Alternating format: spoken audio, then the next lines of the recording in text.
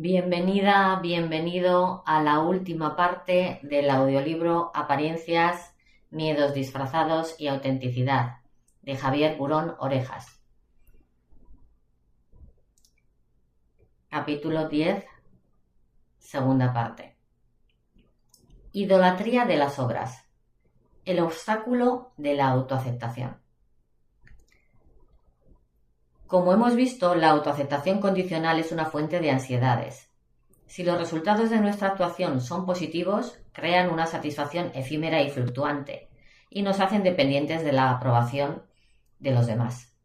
Y si son negativos, nos causan disgustos innecesarios por miedo al juicio y al rechazo ajenos.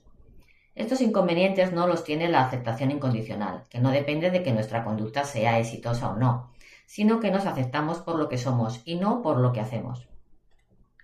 En nuestra cultura se idolatra a la juventud. Para comprobarlo basta fijarse en la pujante y potente industria que gira alrededor de los remedios para prevenir los síntomas de vejez o para aparentar aspectos de juventud. Esta idolatría hace que sean prioridades la salud, la fuerza, la forma física, la belleza, el poder, la eficacia tecnológica, la productividad, el triunfo personal. Todo lo que parezca debilidad o vejez se sepulta en la inconsciencia o se oculta como se puede. Sin darnos cuenta, sin embargo, ocultar nuestra debilidad crea otra debilidad más honda y sutil.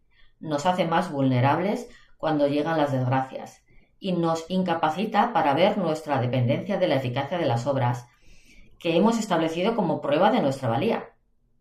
Nuestra fe en las obras, nuestro afán por ser actores y realizadores nos debilita de cara a sufrir adversidades. La historia del ser humano está plagada de idolatrías. Hoy una de ellas es la idolatría de la eficacia de la acción, una diosa del progreso. Dorothy Sol,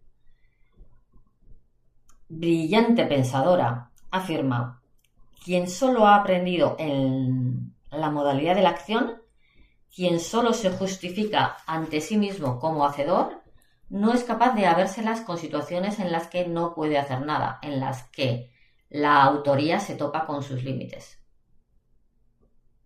¿Acaso puede el hacedor ser débil? Si el sentido de su vida se agota en la actividad y en la producción, ¿puede conservar su humanidad también en la derrota? ¿Puede estar enfermo? ¿Puede morir? ¿Cómo pueden los triunfadores hacerse como niños y sentirse totalmente dependientes para entrar en el reino de los cielos?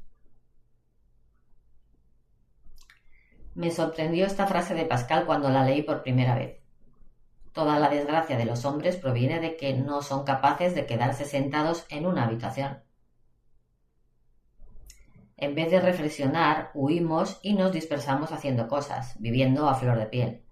Tal vez ganemos en eficacia, pero no desarrollamos recursos internos para afrontar las desgracias.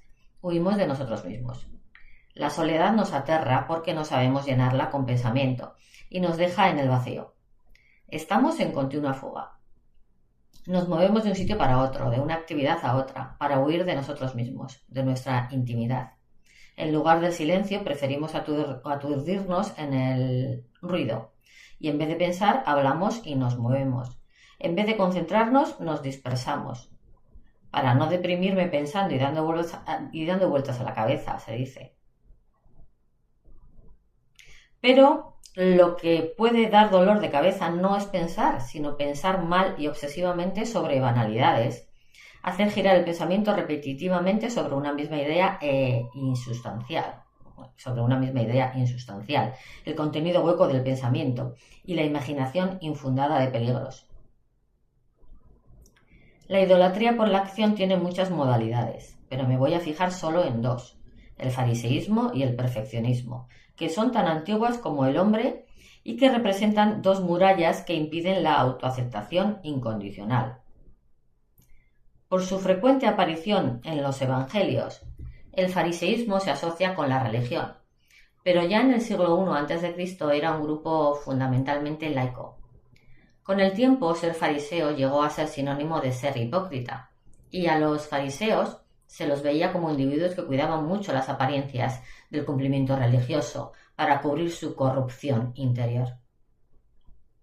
Representaban la moralidad condicional. Uno es bueno si aparenta serlo, si cumple lo mandado. Con eso basta. Por otra parte, el estudio de la autoaceptación descubrió que a los perfeccionistas les resulta muy difícil aceptarse incondicionalmente. Buscan demostrar su valía actuando impecablemente y evitan la desaprobación de los demás no cometiendo errores. Hacen depender su autoaceptación de la perfección de sus obras y de la aprobación de los demás. Pueden parecer personas responsables y concienzudas, pero son personas esclavas de la opinión de los demás. El obstáculo psicológico que se esconde en el fondo de estas dos manifestaciones de orgullo, que impide la autoaceptación, creo que merece cierta reflexión. Fariseísmo. El ser humano parece haber sentido siempre la tentación de ganar el beneplácito de los dioses realizando sacrificios, como vimos en el capítulo 8, y buenas obras. Da la impresión de que en los hombres existe la tendencia a creer que castigándose a sí mismos se conmoverán las divinidades y perdonarán más fácilmente los errores humanos. Y con las buenas obras parecen creer que si se hacen ofrendas y regalos a los dioses, de alguna forma recompensarán estos buenos detalles, porque entre los hombres es hondo el convencimiento de que si no das, no recibes, y con los dioses no se va a tener menos consideración. Los fariseos formaban un grupo de hombres que en tiempos de Jesucristo se distinguían por una observación escrupulosa y hasta los últimos detalles de la ley. Representan una mentalidad ética poco elevada y el esfuerzo supremo realizado por el hombre con el fin de conseguir la salvación por medio de las obras y ritos establecidos por las leyes. Entendían su relación con Dios en términos legales, calculando premios y castigos, derechos y deberes. Su pensamiento parecía ser algo así. Tú, Dios, mandas. Yo hago. Pero si yo hago, tú tienes que recompensarme. Es decir, si actuaban meticulosamente según las leyes, creían que en justicia tenían derecho a la salvación. Dios no daba nada gratis. La salvación había que ganarla y merecerla. Ciertamente su estilo de pensar no era muy desarrollado moralmente. Cuidaba mucho de que su autoimagen no fuera dañada, y el método de protegerla era pregonar y publicitar sus actos externos de religiosidad, y juzgaban su estatura moral por la imagen externa que exhibían para demostrar su virtud. El fariseísmo es la representación del miedo del ser humano a actuar según el espíritu de la ley, refugiándose en el cumplimiento compulsivo de la letra de los mandatos para no equivocarse y para evitar el juicio negativo de los demás. Se preocupaban muy poco por los móviles internos, las intenciones, los sentimientos, la unión con Dios y la confianza en su bondad.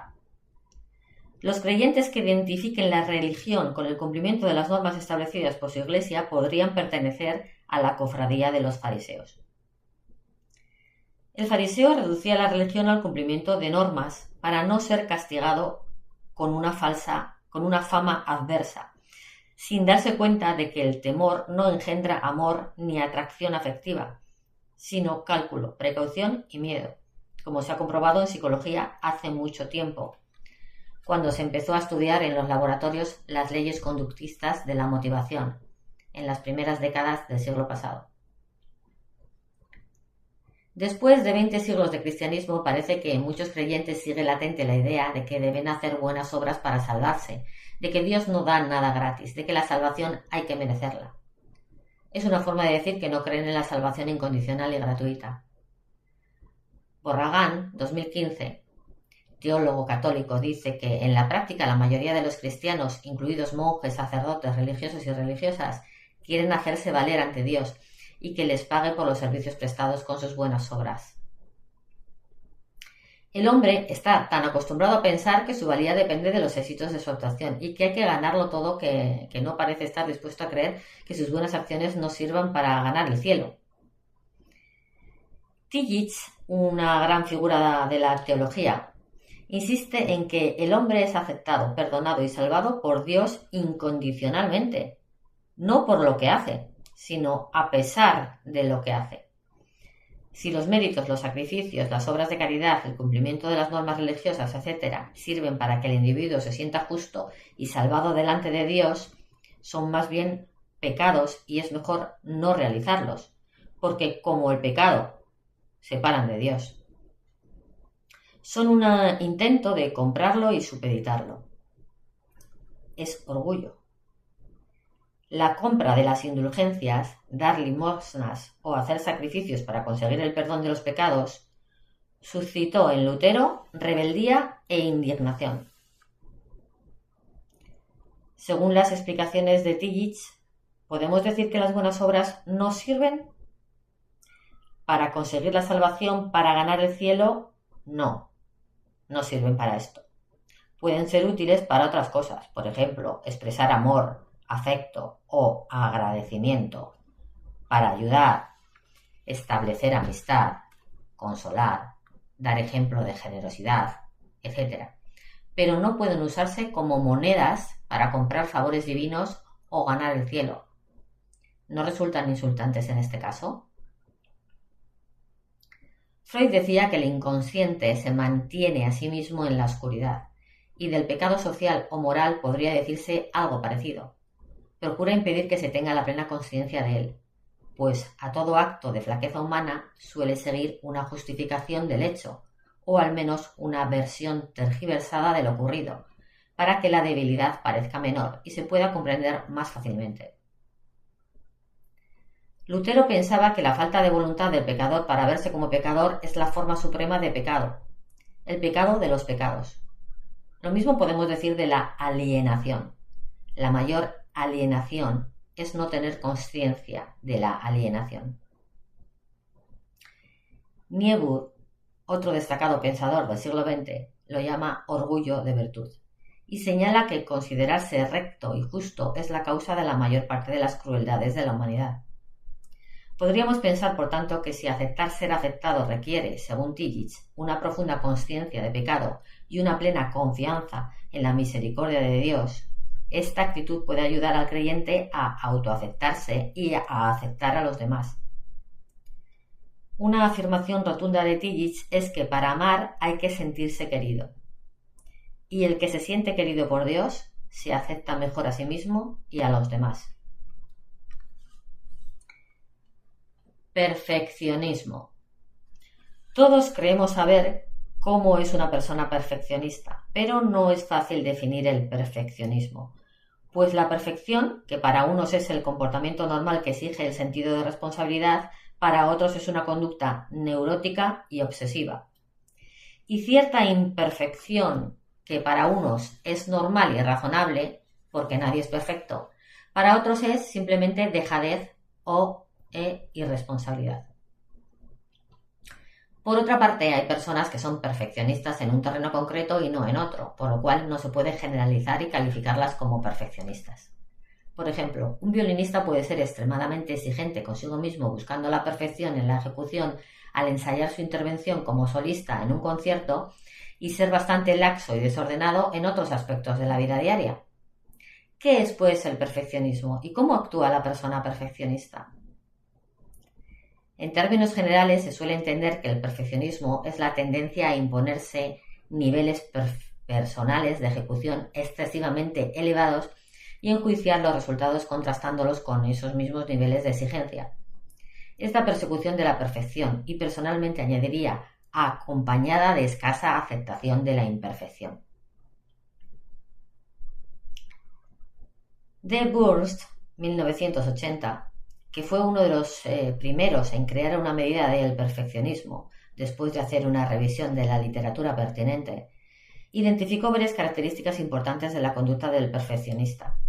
Se impone unos niveles personales de perfección excesivamente altos, muestra una notoria y persistente preocupación por evitar errores, tiene dudas repetidas e impertinentes sobre la calidad de su actuación, da exagerada importancia al orden y a la precisión meticulosa. Y algunos autores añaden la tendencia a criticar y culpar a los demás de los errores. Patz, 1984, afirma que esa búsqueda de perfección hace actuar con precisión mecánica, de forma un tanto automática, que resta vitalidad con atractivo. Al carecer de la imprevisión de la pasión, se carece de cualidades redentoras. Caer y saber levantarse. Errar y arrepentirse. Sentir culpa y pedir perdón. Precipitarse y recapacitar. La vida no se guía solo por la precisión lógica, sino por afectos que pueden ser fluctuantes, por enfados y efusiones de alegría, por contradicciones, arrepentimientos y vuelta a tropezar en la misma piedra. La calidad humana tiene imperfecciones que nos hacen mostrarnos con la fragilidad propia del ser humano. Si evitamos todos los defectos y errores, corremos el peligro de ser fríos, estériles, respetados más que queridos. Tangney, 2002, afirma que ser perfecto no es popular. Todos mantenemos cierta vigilancia sobre nuestra conducta para no actuar irreflexivamente, pero el perfeccionista está vigilante siempre para no cometer errores, pues el fondo de su actitud es la no aceptación de la imperfección humana. Puede aceptarla en abstracto, pero no concretamente en su persona. Exige perfección, incluso en cosas y detalles sin importancia, y peor aún, sobregeneraliza los fracasos, de forma que si fracasa en una tarea tiende a deducir que fracasará en todo o que es un fracaso como persona. Siguiendo el ejemplo de Ellis, si en una cesta de manzanas hay una que está podrida, generaliza y dirá que están todas podridas, pero eso no es todo, dirá que también está podrida la cesta misma. Este es un ejemplo clarificador. Nadie se atreverá a admitir que comete este error de pensamiento. Sin embargo, podemos verlo miles de veces en la vida cotidiana. Una persona fracasa en una actividad concreta, una manzana, y deduce, soy un fracaso, la cesta. Si lo repite muchas veces, corre peligro de terminar creyéndolo. Es un error del modo de pensar psicológicamente pernicioso, por los daños que genera. Según explica Ellis, el perfeccionista parte de la idea de que debe ser perfecto, en vez de aceptar sus debilidades y limitaciones. Idea que le lleva a imponerse el logro completo como objetivo primordial. Cometer errores es para él un indicio de que no vale. El deseo de ser perfecto le conduce fácilmente a la desilusión y a pensar que es una catástrofe el hecho de que las cosas no salgan como desea, catastrofismo. Su creencia, tal vez inconsciente, de que siempre debe tener éxito le lleva a compararse demasiado con los demás y a luchar por ser mejor que ellos. Todos estos rasgos indican que su autoaceptación es condicional. Cree que es una persona valiosa y digna de respeto solo si, condición, alcanza logros, corrección y bienestar. Y que para ser aún más grande debe lograr metas sobresalientes y superar a los demás. No puede soportar ni siquiera los indicios de fracaso, pues pondrían en evidencia su vulnerabilidad, lo cual supondría perder la aprobación de los demás, pues cree que la aceptación de estos está condicionada a la ausencia de fallos en su actuación, y para no perderla busca la perfección. Su estilo neurótico y de exigencia a sí mismo y a los demás hace que sus relaciones interpersonales sean de escasa profundidad. Tal vez sea una persona admirada y respetada, pero no muy querida. Ve el mundo como demasiado amenazante, debido a su miedo al juicio ajeno, y esto le hace ser desconfiado. Lo que, en definitiva, refleja el perfeccionista es un intento permanente de ocultar sus deficiencias, sus limitaciones y su vulnerabilidad, evitando todo desliz y procurando ganar la aprobación ajena. No se acepta a sí mismo, usa la perfección como prevención para no dejar traslucir sus limitaciones y como estrategia para ganar la aprobación y aceptación sociales. Esto exige de él estar muy vigilante, ser muy consciente de sus defectos y limitaciones, convirtiéndose así en su peor crítico. Algo parecido les ocurre a las personas tímidas o que sufren de fobia social, personas que sienten miedo, destacando a situaciones sociales, a actuar en público. Ser centro de atención, relacionarse con desconocidos, desinhibirse en celebraciones festivas, etc. Se reprenden excesivamente a sí mismas, incluso actuando con competencia.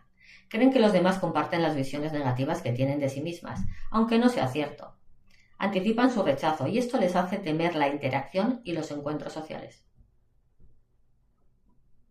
Por lo que hemos visto, algunos autores piensan que las personas tímidas con fobia social y que sufren de la ansiedad social son en realidad perfeccionistas, personas que se imponen altos niveles de perfección en la interacción social con otras personas. Mostrar finura, cultura, simpatía, espontaneidad, saber estar, acierto, conocimientos, facilidad de palabra, etc. Son excesivamente conscientes de sus limitaciones y torpezas, que exageran y tal vez nadie aprecia. Temen ser objeto de burla y rechazo por todo ello y, consecuentemente, aumentan en ellas la preocupación y la autocrítica y acaban evitando la participación e intervención, especialmente ante personas que les son menos familiares. Son perfeccionistas que anticipan rechazo y que son excesivamente sensibles a la crítica. Otras personas perfeccionistas pueden no soportar la más mínima señal de polvo en los muebles o que cada cosa esté ligeramente desplazada. El tímido huye de la más mínima señal de torpeza en su actuación, que pueda provocar el rechazo de otros. Las personas tímidas no aceptan su propia realidad y se recriminan a sí mismas por no ser como les gustaría ser. Muestran la dinámica del orgullo que ya hemos visto. Les gustaría ser de forma distinta y mejor, y no como son. Falta de autoaceptación. La timidez se muestra así como un producto del orgullo y de la falta de autoaceptación. ¿Pero es todo negativo en el perfeccionismo? Durante bastante tiempo se han resaltado casi exclusivamente los aspectos negativos del perfeccionismo y se ha hablado de él como si fuera igual en todos los casos y en todas las personas, aunque se admite alguna diferencia en el grado y que unas personas lo manifiestan más claramente que otras. Sin embargo, en los últimos años se han construido distintas escalas que han permitido identificar diferentes clases de perfeccionismo. Por ejemplo, la escala de Hewitt y Flett, 1991. Y que algunos autores hablen de un perfeccionismo positivo, ¿no?, adaptativo, normal, y otro negativo o neurótico. Terry Short y otros, 1995, dicen que en el positivo el individuo busca algo que le atrae y desea conseguir, mientras que en el caso del negativo se busca principalmente adaptarse a las expectativas sociales y va acompañado de excesiva preocupación por no cometer errores. Refleja, pues, miedo a no ser bien valorado ni aceptado. En terminología técnica, en el positivo, el individuo busca refuerzos positivos, algo que desea, premios. En el negativo se mueve, en cambio, por refuerzos negativos, evitar algo que no le gusta, es decir, castigos como la crítica, la desaprobación, etc. Enns y Cox, 2002, teniendo en cuenta las descripciones que hacen distintos autores, deducen estas diferencias entre el perfeccionismo positivo o normal y el negativo o neurótico. Y aquí en el final del libro pues hay una tabla que define el perfeccionismo normal y el perfeccionismo neurótico. Punto 1. En el perfeccionismo normal puede disfrutar de los trabajos. Neurótico, incapaz de disfrutar de los trabajos. 2. Perfeccionismo normal. Busca excelencia y éxito. Neurótico. Se centra en evitar el error. Normal. 3. Se centra en hacer bien la tarea. Neurótico. Actitud tensa ante la tarea. Normal. 4. Autovaloración sin mirar el éxito o fracaso. Neurótico. Se valora según los resultados obtenidos. Normal, en el 5. Le mueve lograr lo que desea. Neurótico. Le mueve evitar consecuencias negativas. Normal. 6. El fracaso le decepciona, pero redobla los esfuerzos. Neurótico. El fracaso le lleva a autocrítica negativa. Normal. 7. Pensamiento flexible. Neurótico. Pensamientos blanco-negro, no hay grises. Teniendo en cuenta las características del perfeccionismo neurótico, no es de extrañar que se relacione con diversos trastornos psíquicos. Cuando una persona no acepta su propia realidad, tarde o temprano, de una forma u otra, sufre las consecuencias, que suelen ser mayores cuanto menor es la autoaceptación. Gracias por la escucha. Y hasta aquí el capítulo de hoy. Si algo de lo que has escuchado te ha incomodado, removido o hecho cuestionarte quién eres realmente detrás de tus roles, entonces este espacio está cumpliendo su propósito. Este libro nos invita a mirar más allá de las apariencias, a distinguir entre lo que somos y lo que hemos construido para protegernos. Y ese ejercicio requiere valentía. Soy Silvia Gurpegui González, psicóloga, y he creado este canal como un lugar donde podamos reflexionar con honestidad, sin máscaras y sin juicios, sobre nuestra forma de estar en el mundo. Si quieres seguir profundizando en este camino de autoconocimiento, te invito a suscribirte al canal y a activar la campanita para acompañarme en los próximos capítulos. Y si sientes que ha llegado el momento de revisar tus propios roles, miedos o patrones con un acompañamiento profesional, puedes contactar conmigo. Tienes toda la información en la descripción del vídeo. Atrévete a mirar más allá de tus apariencias. Ahí empieza tu verdadera libertad.